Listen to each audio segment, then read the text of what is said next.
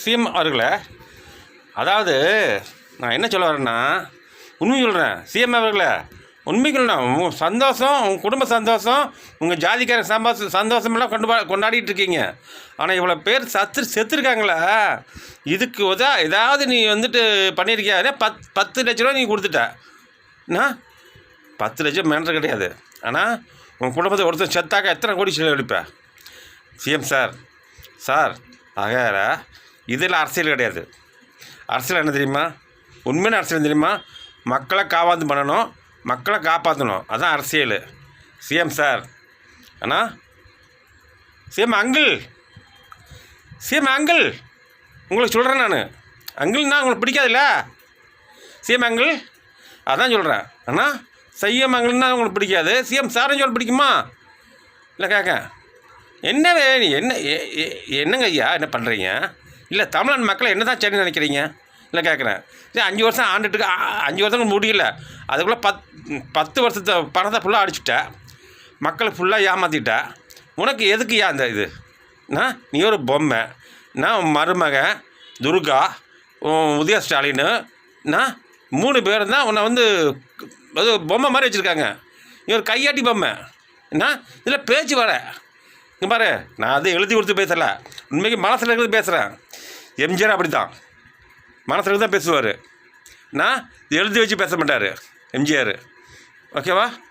ஆகையால் CM sir இல்லை, CM uncle நான் என்ன சொல்ல வரேன்னாக்கா, நீங்கள் எல்லா மக்கள்கிட்ட போய் நான் அப்பான்னு சொல்லுங்கள். அப்பான்னு சொல்கிறதுக்கு அதாவது தகுதி வேணும்.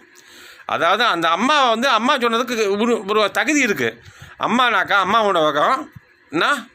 அம்மா எல்லாம் அம்மா குடிநீரெல்லாம் கொடுத்தாங்க. நீ என்ன கொடுத்த?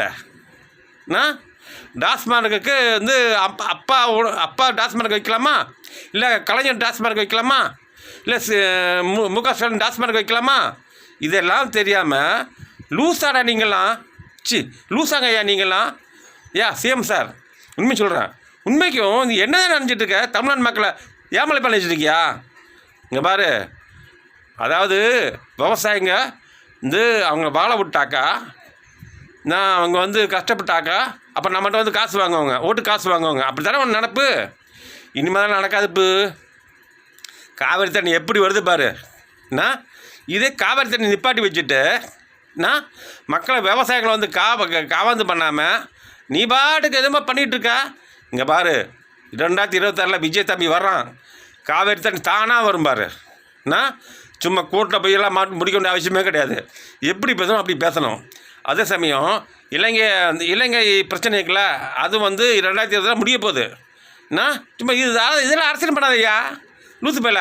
மக்களை என்ன காப்பாற்றணும்னா, மக்களை காவாந்து பண்ணனாக்கா என்ன வேணாலும் பண்ணலாம். அதாவது மக்களுக்காக என்ன வேணும் பண்ணலாம். மக்களுக்கு வேலைக்காரன் தான் முதலமைச்சர்.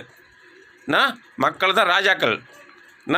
அவங்களுக்கு அடிபடிஞ்சு போகணும். அது அதாவது முதலமைச்சர் நம்மளை நீ தான்.